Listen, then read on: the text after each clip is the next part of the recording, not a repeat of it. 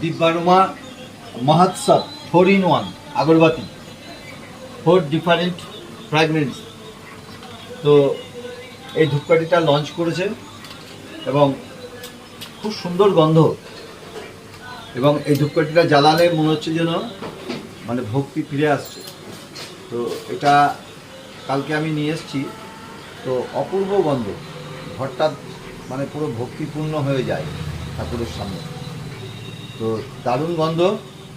তো আমি ইউজ করছি এবং আপনারা ইউজ করে দেখুন।